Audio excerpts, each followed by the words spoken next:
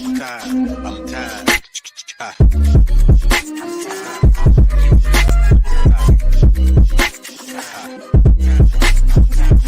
The Late Morning Program with Nam Ras Podcast.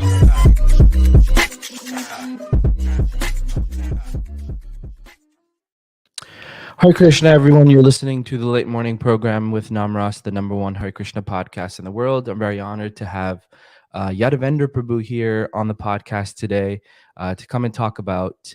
He's actually one of the producers of the new, amazing new book, biography about Sripad Aindra Prabhu. So we're going to talk about that. We're going to talk about his life. We're going to talk about the kind of like the background of, you know, the different aspects of the book, the main points of the book. And also just what we want to, you know, we want to communicate to devotees about the book. So with that, Yadavendra Prabhu, thank you so much for joining me. Thank you so much also for hosting me and hosting the idea about speaking about this biography. Hare Krishna. Yes, so I'm so glad to speak to you. And I actually started reading the book on Kindle, although I don't know many copies that are in the US yet, but I saw that it's on Kindle, so I ordered it, and I actually could not put it down after, you know, I've read like 30 pages in a row, and for me, that's quite an accomplishment. So I'm really excited to hear about it. But first of all, let's talk about yourself first, so the devotees understand you and your connection with this and with Aindra Prabhu as well. But to tell us a little bit about how you, where you grew up and how you got in contact with Krishna consciousness. Well, I was born into Krishna consciousness, fortunately. My father was handed a Krishna book by a beggar. He read it, and he just told my mother we're going in the wrong direction in life. And then a few years later, I was born. But I grew up in Leicester in UK, and that became like a place where a lot of devotees would come and spend the night to take, almost like it was like a stopover point, you know. So devotees like Tribhuvanath Prabhu, anyone who was preaching, you know, in different parts of England at that time, they would stop at our house. And then they would continue, like, you know, their preaching tour.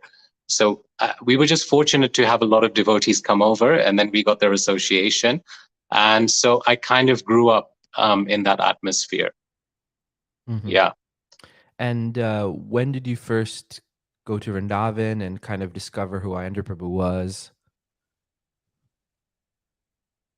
1998.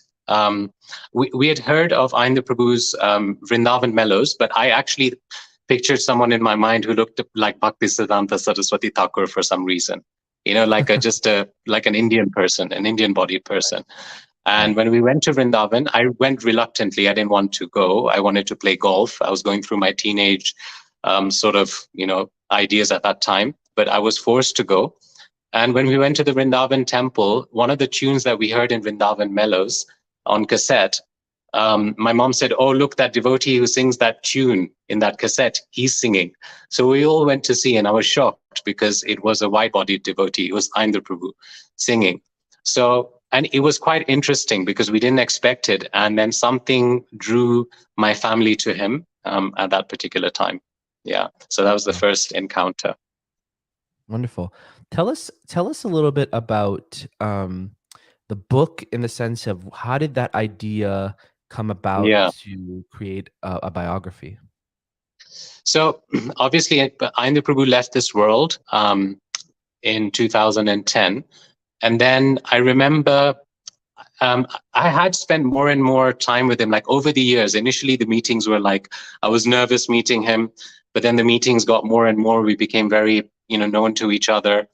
And then when he passed away in 2010, I just thought, look, I did spend some time with him, but not like the equivalent amount of time as some of the 24-hour Kirtaniyas, people like Gopal Prabhu, you know, Govinda Prabhu, some of them.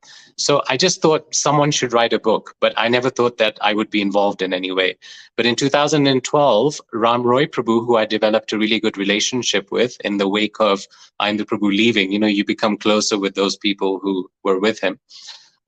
So he just contacted me and said that Satyaraj Prabhu, Stephen Rosen, he is suggesting that we should write a book about Aindra Prabhu's life. And that was kind of the start of the idea. Mm-hmm. And then how did Yeah. it develop? Because I know it went through its phases, right? Yeah, it did. So with Satyaraj Prabhu, it was interesting because he's a well-known writer, and he's quite senior. And I was speaking to Akinchan Krishna Prabhu at that time, who was helping with the idea that we should go through this. And in fact, Satyaraj Prabhu said Akinchan Krishna can do the interviews. But as we developed, what we thought was that the writer actually should be somebody who is not on a god brother level to Aindra Prabhu, because a god brother writing a book and a disciple writing the book is different. A disciple, or someone who considers themselves to be a follower, I guess they would put much more heart into it. Right. And I think when you're writing a normal biography, it's almost like, you just weigh like this was the good side and this was the other side. But when it comes to Vaishnav biographies, it's a glorification rather than just like a balanced view. So as we were going, we thought that it should be someone maybe like Ram Roy Prabhu, or someone who really respected Aindra Prabhu, who should write the book. And so it wasn't an easy decision, but when we consulted with quite a few people, we felt that, it should be someone else who should write the book. But then in that process, not a lot of people kind of came forward. Like Ram Roy Prabhu said that he's not in the mental space to write the book. It was very difficult for him. And he was also busy in New York, kind of like setting up the New York Kirtan Yatra. And so we went through so many options, and finally, someone called Vraj Kishore Prabhu was kind of placed in front of us. So he had never really spoken to Aindra Prabhu, but phenomenal writer, really loved Aindra Prabhu, and it was agreed that many people would kind of feed him information who were close to him. So Akinchan Prabhu would do kind of like very in-depth research and interviews of devotees who were close to Aindra Prabhu. And, that was the way in which we would gather information, and it would just be Vraj Kishore's writing that would kind of represent all the different inputs coming from those that were close to him. So that was kind of like the second phase of Vraj Kishore Prabhu writing. But we faced a little bit of a challenge there, because some of the people who were close to him, they said, how can Vraj Kishore, someone who's never met Aindra Prabhu, spend time with him? How can he accurately represent this? And that is one side of the argument, but it wasn't the strongest argument, because Aindra Prabhu had never really met Srila Prabhupada. But it doesn't mean that, he couldn't write about Srila Prabhupada from his point of view. But they did have some validity to that. So it was always a little bit of a challenge trying to get Aindra Prabhu's kind of close people on board with this project. And then Danuda Maharaj, who was very, kind of keen on this, on helping us with this project. He was such a favorable person, actually. So Danuda Maharaj, he came and said, we should get Kalachandji Prabhu to edit. Now, not a lot of people know this, but Kalachandji Prabhu was the editor for Aindra Prabhu's own book, The Heart of Transcendental Book Distribution, but he didn't want his name to be mentioned. He's also the younger brother of Tamal Krishna Maharaj, right? He's also an ex-English professor. So when you put all these things together, that makes for a very good candidate to actually edit Aindra Prabhu's book. But in the course of editing, he had edited it so much to the point where it didn't almost resemble what Vraj Kishore Prabhu had written. Not that what Vraj Kishore Prabhu had written was wrong, but there was so much more information coming in, because in the initial stages, there was like this much information. But as we went along, more and more information came, more interviews were done, more in-depth interviews were done. you know. And also Mahabhagavat Prabhu suddenly came at a very later stage and gave us huge information to make it much more accurate and substantial. And so it ended up just being that Kalachandji Prabhu ended up writing almost like a new book. So it wouldn't have been fair to, almost say that Braj Kishore Prabhu was the author, even though this was the intention, in the middle. And Kalachandji Prabhu, being an English professor, he gave a lot of balance to the book. He wrote it in a way that is actually really sincere. So you hear Aindra Prabhu in that work, but it's also just really professionally written. Some senior sannyasi actually commented that never has there been a biography written to this professional standard in ISKCON before. Wow. That says a lot.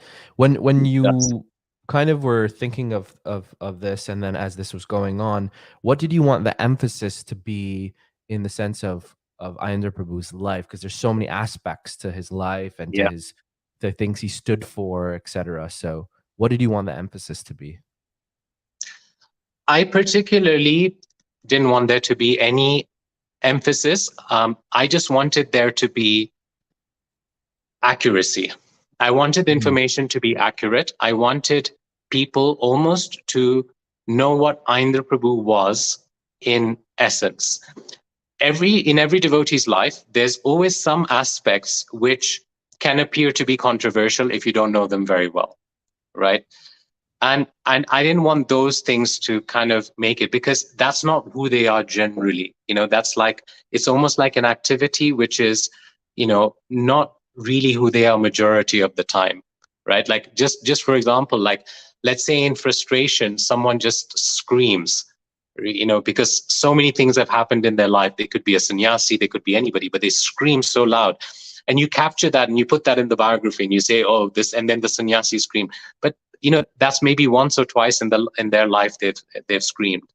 So the point is to have majority of what Aindra Prabhu's heart was, and always like where his wavelength was. I wanted that to be represented, and I wanted people to really understand who he was, because a lot of people, I think, misunderstood Aindra Prabhu. This is the biggest thing, because he was not easily approachable.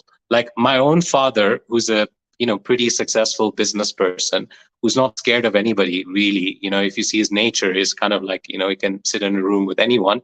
He was intimidated by Aindra Prabhu in the beginning. So it wasn't easy to get close to Aindra Prabhu. He had this kind of like air about him, right? But once you broke through that, he was like an amazingly, there was a very sweet and gentle side, intense, even in that sweetness and gentleness, but you could really feel that coming through. And not a lot of people got to experience that. And that's what I also wanted people to, understand through the book. Right. Yeah, it's interesting how when writing a biography, there are certain things that will eventually, that people will have a more holistic view, more comprehensive view of someone that they might have not known previously, or has had some kind of preconceived notion of someone. So yeah, that's really great. And then what about as far as now that the book is written and it's out? I know we were talking earlier about kind of like the main points. So can we outline perhaps like the 3 main points of the book that are kind of expressed there? Yeah.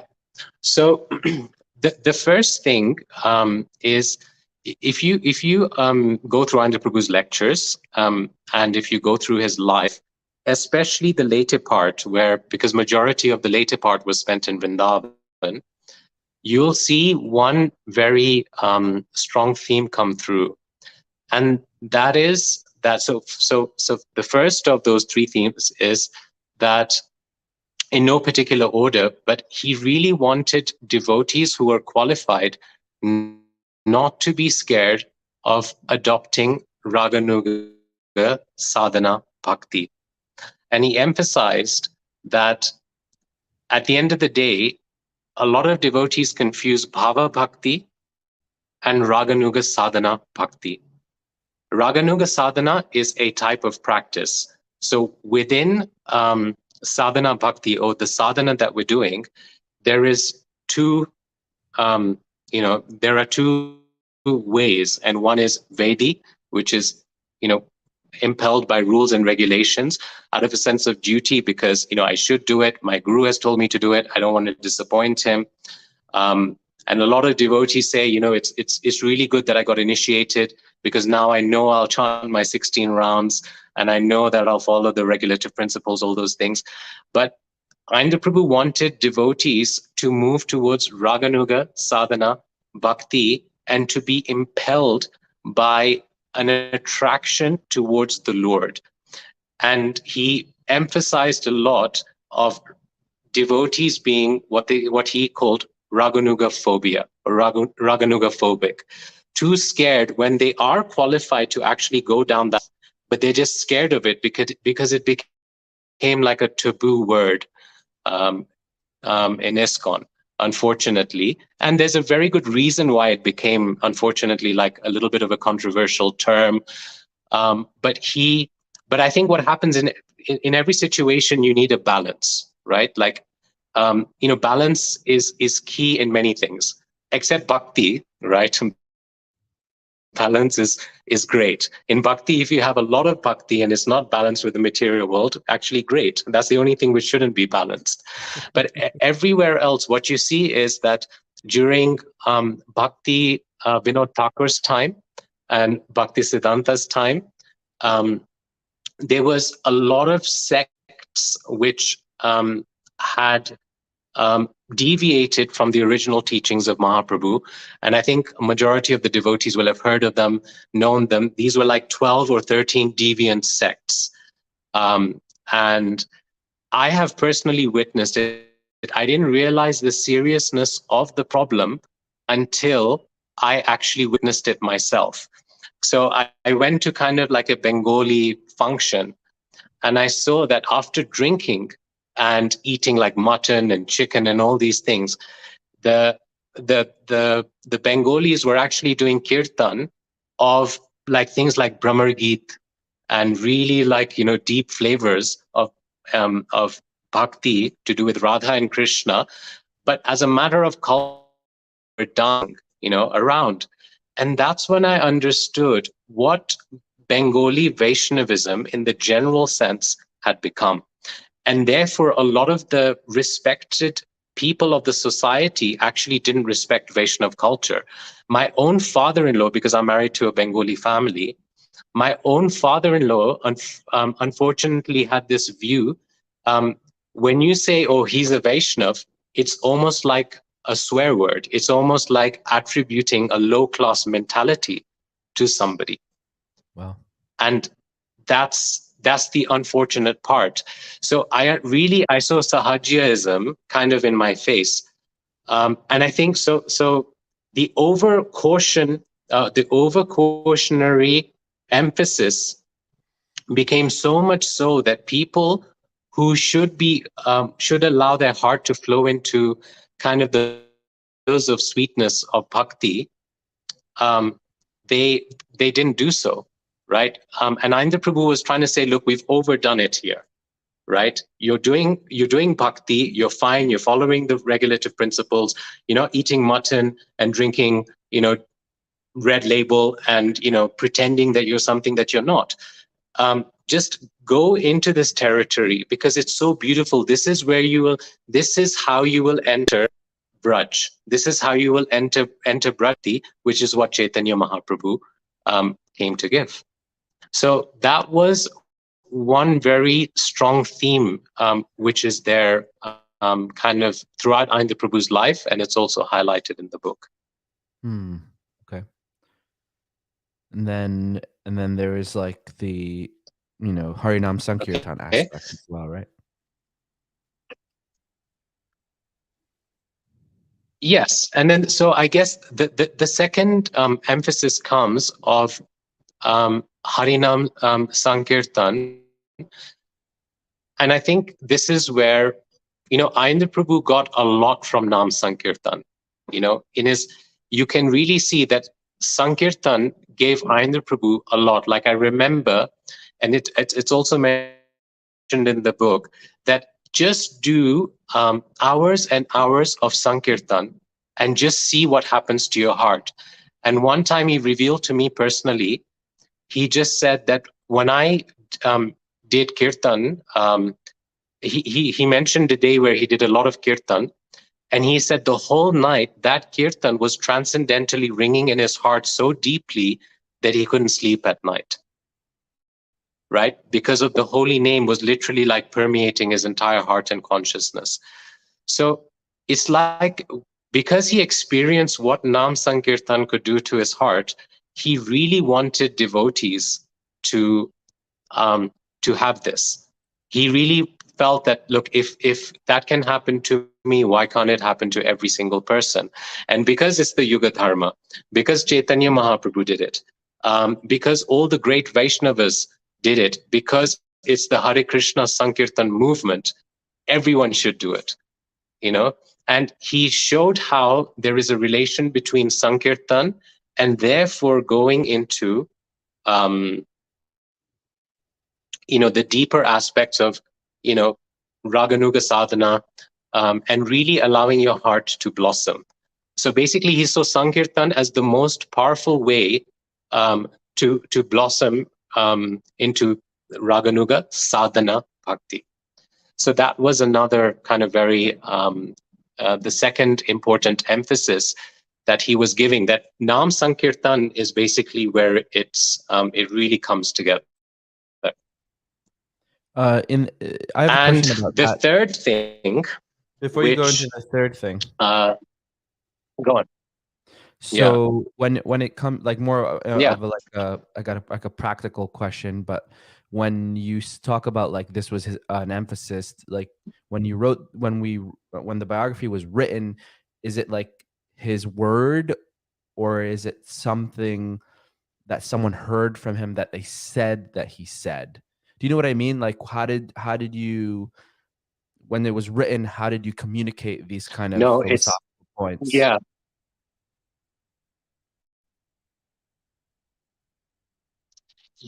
In the book, you will hear Aindra Prabhu's voice a lot. So it's almost like whenever we want to put a point, it's not from somebody. It's almost like Aindra said, and then we'll quote. The book is extensively quoting him. So in fact, Kadamba Kanana Maharaj made a comment that you can really hear Aindra Prabhu's voice, because he got the book 2 days before the launch, because we wanted him to come for the program, even though his health may not have supported it at this stage. And he gave a message to Akinchan Krishna Prabhu that you can really hear Aindra's voice, because I think he read quite a lot before the day of the launch. So what you'll see is Aindra Prabhu's direct voice emphasizing on Kirtan. It wasn't just something that he said to somebody and then somebody put it in the book. Oh, okay. Very cool. Okay. Yeah, go on to the third point.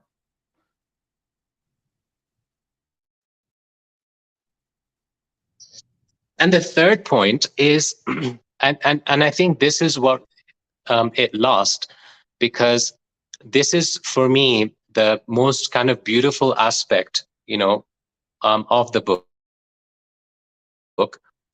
And that is that Aindra Prabhu, his loyalty to Srila Prabhupada was very, very powerful. And over the years, being in the ISKCON movement a long time, you kind of see the many sides of ISKCON. ISKCON, it's almost like it has so many aspects to it. There's the institution, there's the leaders, there's the bhakti, there's the ways in which the institution operates, and there's the history, which, and there are dark sides of ISKCON's history, right? Nobody can deny it. And I suppose there's dark sides of every institution, right? So there are many, unfortunately, devotees who may have left ISKCON because they thought that ISKCON doesn't have enough depth. So when you first come across ISKCON, beautiful, the philosophy, the devotees, Nam Sankirtan, all of that. But knew that, someone else outside of ISKCON, but still within the, Vaishnav umbrella, is giving, very deep Siddhanta Tattva. So a lot of devotees have migrated, and it could be a combination of frustration with the institutional side of the movement, or it could be just because they found, another movement to be, so much more deeper and sweeter, or it could be a combination of the two. So a lot of devotees left ISKCON thinking that, the grass is greener on the other side. There's so much more depth here.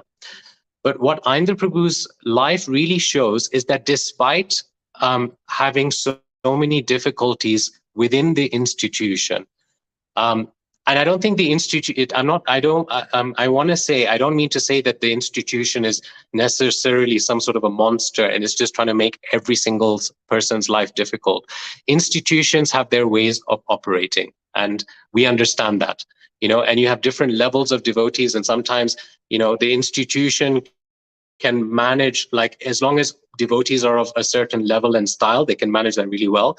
But Aindra Prabhu was different. You couldn't really manage him because he was very exalted in some ways, and on top of that, he was an artist. So his way of expression was also a little bit unique. So they weren't able to manage him in the way that they maybe would have wanted to manage him, and maybe he didn't need to be managed. Maybe he did. Point is that despite all the difficulty that he had with the management at certain points in his life, despite the fact that in Vrindavan, it's a really hot place to be able to go to so many different places and get rasa, right? From Radhakund, from Barsana, from different sects. Ultimately, Aindra Prabhu found all of his rasa, and he actually says this himself, that I've tried to, Srila Prabhupada says that the entire spiritual world is contained within the four walls of the Krishna Balram temple. And he goes, and as much as possible, I've actually tried to do that. You'll see him once or twice going to like another Baba or a sadhu from a different Vaishnav sect for a technical clarification on something which he couldn't reconcile otherwise, right? But if you see his loyalty, it was so, it's almost like how a child just does not leave its mother. And that's how Aindra Prabhu was with Srila Prabhupada. And Aindra Prabhu wanted to go very deep. He wanted to know his Swarup, because he was that type of character who said that I'm not happy with just knowing that I'm not this body, I'm a soul. I want to know what I am. I want to know what I am for Krishna, right? And the book will show to what degree he actually went into, or what he did to find out who he was in Radha Krishna's Nitya Leela. And this is a very unique thing, because I don't think I know of anybody who would be willing to go to such depths to find out their, what they call their Swarup, right? Srila Prabhupada mentions this, very openly, that, every devotee has, a Swarup, which can be augmented if their bhajan is done properly. So what Aindra Prabhu did, but he didn't get his from this sector, that sector, or any sort of Siddha Pranali Diksha. He got it from Srila Prabhupada. And that is the kind of the high potency of Srila Prabhupada to reveal things to a qualified disciple. And it's not that ISKCON doesn't have rasa. ISKCON, some people don't care. It depends which generation you're talking to and what mindset you're talking to. But, obviously the disciples of Srila Prabhupada, they'll all be like, Srila Prabhupada was the most amazing person. But then you've got people who weren't initiated by Srila Prabhupada, and that's absolutely fine. The second generation. And sometimes they question, was Srila Prabhupada able to give everything? And Aindra Prabhu demonstrated this. And that's what makes this book very beautiful, because it highlights that aspect. Wow, I wouldn't have thought that would have been one of the main points of the book. That's really interesting. And another kind of practical thing when you talk about kind of very intimate aspects like of his life, now these are things that he said to in his own book and also to other devotees, or to, because I'm still trying to understand, like when you're talking about such high topics, like especially about his own service in the Nitya Leela, et cetera, how do you gather such information about that? So it's a combination between what he revealed to devotees and also what he said himself. So if you see like where we're quoting from devotees, and if you see where we're quoting from him, you will see a consistency. And that's how you know that it's not just one or two devotees really trying to impose their understanding of Aindra Prabhu on the audience. There's a lot of information which actually comes from Aindra Prabhu. In fact, if you read, if you hear a lot of his like room conversations. So in fact, once Aindra Prabhu gave me this CD called Secret Recordings. And I asked him, I said, what is this? And he says, well, whenever I was talking to devotees, I would tell people not to record this, but they still did it anyway. And then one day they came to me and they said, oh, a lot of things which he's revealing in those lectures, and a lot of our information comes from there as well. Wow. So things that he didn't know were being recorded, I guess, don't record this. Someone recorded it anyways, and then wow, amazing. And what is your main point now that, okay, the book has been written, it's been printed, how many copies were printed, and where has it gone to, and how can, like, what is your as the producer of the book, what is your hope for the book? Yeah. So I'm ambitious as a person. My hope is to sell 100,000 copies. Sell is probably the wrong word, because the entire committee of the book, we're not interested in making money, and we've made it very clear. We want this book. We're actually giving the book at cost price to most people. Anything extra which we make is all going to donation for the 24-hour kirtan. There's some distributors who will make a margin, but not a very big one. And that's okay, because we have to do that. We have to incentivize some people to be able to sell the book. But the idea is that we have millions of devotees in ISKCON. We have millions of ISKCON followers, even people who are kind of on the fringe, like, loyal to ISKCON, like ISKCON, but even if they're not like 100% like serious or initiated. So we have so many, and the idea is over the next 5 years, we want 100,000 people to read the book, not just possess it. And why do I say that? Is because I really feel that Aindra Prabhu was a saint amongst saints. And this is not taking away from, anybody. We have wonderful, wonderful devotees in our movement. We have wonderful sannyasis in our movement. We have devotees who have dedicated, their life to the movement, unsung heroes, people who have done such seemingly menial service and never asked for any recognition for it. But I think with Aindra Prabhu, he was just a little bit of a cut above that.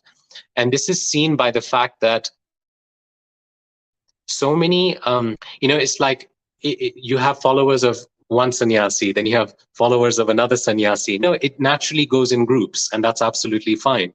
But Aindra Prabhu was almost like a common guru for so many people, 50 or 60% of, this guru's disciples also love Aindra Prabhu. And 50% of this, sannyasis, guru's disciples, they also love Aindra Prabhu. So he was without being a guru, he was such a common inspiration, especially for the younger generation of people. But at the same time, younger generation devotees, I think they've taken to Aindra Prabhu's melodies, they've taken to a style of kirtan, dare I say, even the way, like, the harmonium, they're interested in the style of his harmonium, the style of his clothes, the style of his talking. And that happens, people become fascinated by the external things. But what this book does is it pushes his internal life. And it's not just about the external stuff. That's good. It's a entry point, but it's not it's not Aindra Prabhu. If there was one devotee who was singing Aindra Prabhu's tunes when Aindra Prabhu was living, and Aindra Prabhu went to him, he went there for darshan just randomly. Then he went to the devotee and he said, "You can copy my tunes, but you can't copy my bhav." And what he was trying to emphasize on was that there is a depth that we all need to get to. So I really think for the younger generation, as modern as we are, I'm one of them. I'm not even wearing a tilak right now, and look at the way I'm dressed in a way, right? I'm in my office. But the younger generation, right, we really need to understand what the depth is. Kirtan it's definitely it's an amazing limb of bhakti, but there's a lot more to it. And that's what we need to take from that. So my hope is that this younger generation will read this book, be inspired to mold their life according to displayed by him and Vaishnavas of similar caliber. In terms of just kind of the numbers and stuff, we've distributed about 1,250 books so far. Kindle version is available to anybody. It's like $6 or something. Yeah. Then there is a hardbound Amazon cover going to be up in the next 48 hours or so. We're discussing with devotees in UK to do like launch programs. What I really would like is for devotees to do like these kind of like the biography programs. So like devotees get together, they first get like 100, 200, 300 books, do a program, do kirtan, and then distribute the book. I've got about 5,000. So we've printed 5,000 copies. So we've got about 3,700, 800 in a store in Vrindavan. So anyone who approaches me and says, "Look, I want, 100 books, 150 books," which is already happening. I just literally say, "All right, this is the raw cost of production. Go out and distribute it." And that's the way we're working at the moment. Wow. Yeah, I know. I do definitely think Aindra Prabhu was such an influence to all kinds of devotees in ISKCON, especially the younger generation. Just a funny story. There's some boys in my temple here in New Jersey who are kind of like 18, 19 years old. They went to Vrindavan and they spent like a month or two living in Vrindavan, just associating with the devotees of the 24-hour kirtan. And they came back, they did a Bhakti Vriksha program, and they actually spoke. The young men, they spoke, and I could just tell that like they were quite a few years removed from when Aindra Prabhu left, but they were just very influenced by everything he was about, about Harinam Sankirtan being, the ultimate, devotional service to perform to get, love for Krishna, and just spending time in Vrindavan and doing kirtan and things like that. So that influence is still very present there in Vrindavan and with the devotees of the followers of Aindra Prabhu. And I think, wow, his influence is still rippling as the years have gone on. It's been what now 10, 12 years since he left, but the influence is still very much there. And I commend you, Prabhu, for actually getting this book out there. And I would recommend, if devotees get in contact with you, I'll put your contact details there at the end. But it's a great idea to have a program together in your locality, get some books, and try to distribute the books to others. Yeah. Okay, well, thank you so much, Prabhu, Yeah, for for joining me. sure. And That would be it. It would be a great service. Sorry. Go ahead. Sorry. Um, I can I just adjust my internet and then you can say that last bit again. Okay, yeah. Is that okay? Yes.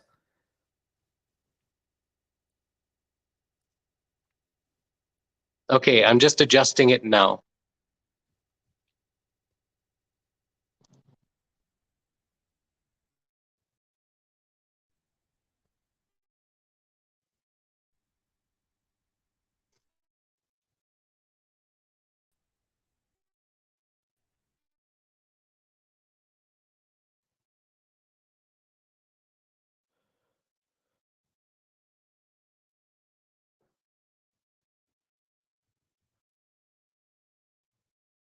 We're just waiting.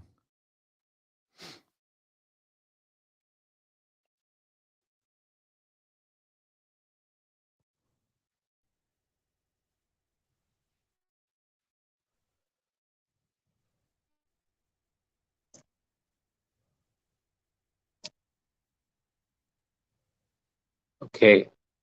Namras Prabhu, how is this in terms of streaming quality? It's okay. I mean, I have you back now. Before it was frozen.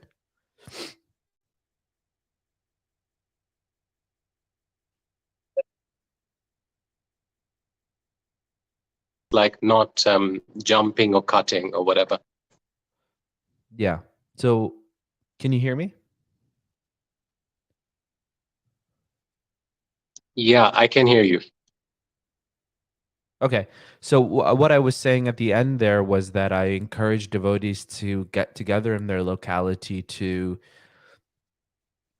get copies of the book and have a program which is could be like a mini book, Yeah. launch or a program or whatever, and try to have kirtan and have give out books and said get in contact with you if they want to get a bigger quantity of books than they might have or get from Amazon. Yeah. Yeah, for sure. It would be a great thing.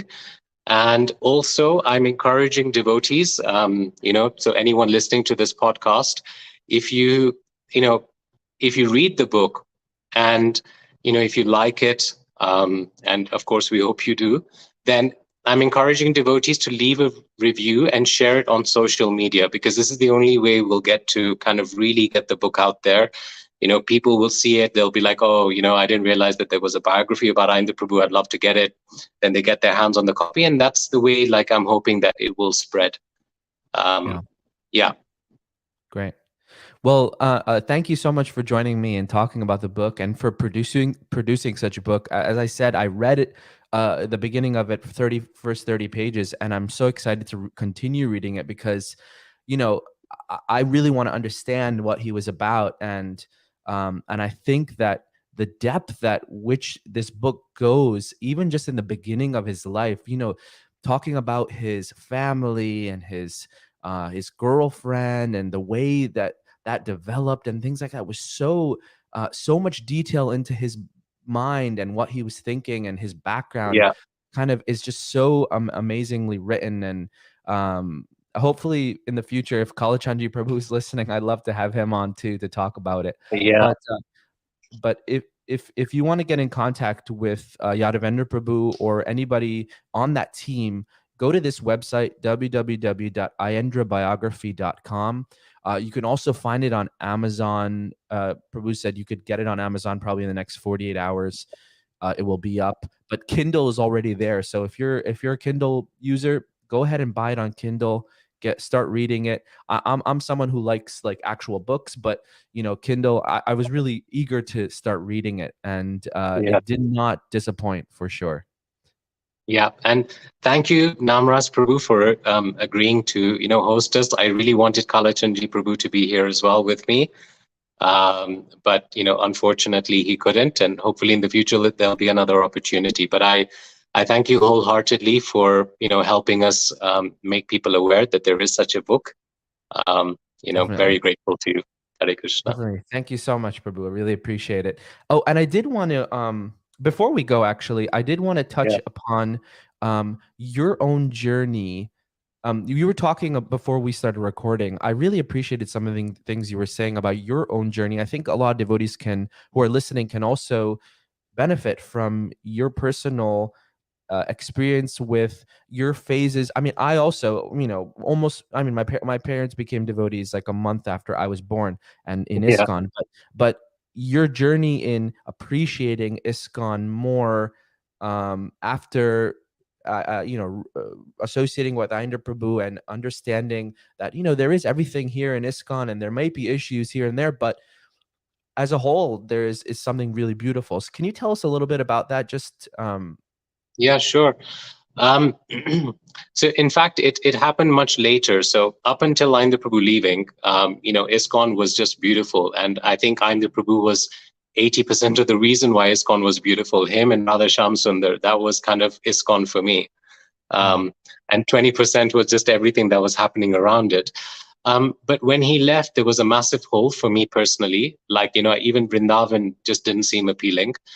But it just meant that, I had to, continue. And, as you kind of grow and mature in ISKCON, you sometimes take on responsibilities, services, things like that. You have to work with other devotees. And it just ended up that I got often frustrated with the way ISKCON management would sometimes deal with situations. I got frustrated on many levels. I got disappointed on many levels. I would see that, the younger generation were becoming like so modern. I come from a more traditional cultured family, and I just felt ISKCON's become extremely like, divorced from like, culture. I mean, little things like, I remember like there was just like an Indian family walking in America. I know I'd gone there for like a wedding, and a devotee, one of the devotee girls decided that it was okay for her to walk around with those traditional parents and like just literally like an underwear and like, just a top swimsuit. And I thought to myself, like, I have never experienced, something so open in my life. And I just thought, I don't want to be part of a society which almost imbibes Western values into the Krishna conscious movement. So many of those kind of things started putting me off. And I was thinking, like, do I really want to be part of this? There must be other fringe, Vaishnav groups that would be better suited towards me.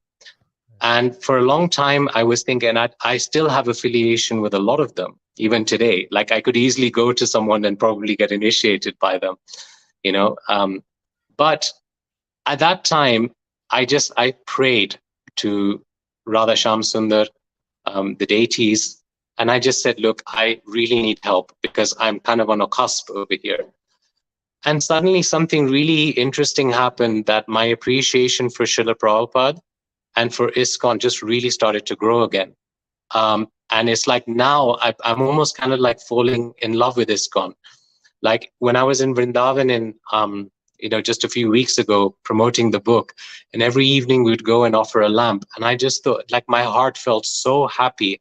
And I just felt so grateful that, I'm in this movement. There's just so many devotees. Doesn't matter.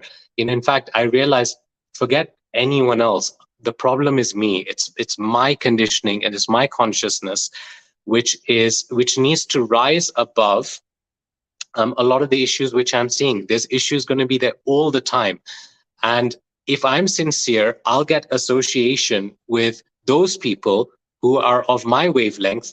And within ISKCON, I can be very happy and create Sajatiya Snigdha Vaishnav Sangha, as they call it, like association with like-minded people. I don't have to associate with people that, maybe are from a completely different culture within ISKCON to me. They believe in Krishna, but they're, kind of that cultural stance is a little bit different, and that's fine. I'm not going to sit there and spend my life judging them or thinking why they do such things. But I'm really beginning to see beauty in ISKCON. And that's, I'm really happy with that. It's almost like I went through a circle, and now I'm kind of moving back towards the point of, where I started. Right. Yeah, rather than away from it. Yeah. Love that.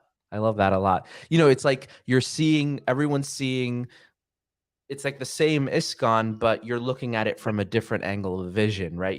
You might have had certain angle of vision at one point, but then as time goes on, whatever happens, Krishna's mercy, even like that, now the angle of vision is in a different way, and you see another beauty of it that you might not have seen previously. I can relate with that also very much. So I really love that. So thanks for sharing that personal. And just to add to that one last thing I would just wanted to say, and that Aindra Prabhu really is a shining person, because he also went through all that institutional difficulty, right? And I think every devotee, even if you're the GBC chairman, you're going to go through institutional difficulty. No one is going to be spared from it. And having gone through it, but remaining in ISKCON and seeing the beauty within our movement, right? I think it's you need a lot of prayer to help you when you're struggling. But if you pray sincerely, I think that's what changes the game. And you need inspiration from people like Aindra Prabhu. Yeah, definitely. Yeah. Well, thank you again, and I'm sure devotees will get in touch with you to try to acquire the book and to just get any information about the book. So that's really, really, and I'm really excited to continue reading it. So, all right, thank you everyone for listening. This is a shorter episode just to promote the book and to hear from Yadavendra Prabhu. And thanks everyone for listening on all audio platforms as well as YouTube and Facebook. Thanks everyone. Yadavendra Prabhu, please stay on. I'm just going to turn off the recording. Hare Krishna. Hare Krishna. Hare Krishna, Hare Krishna.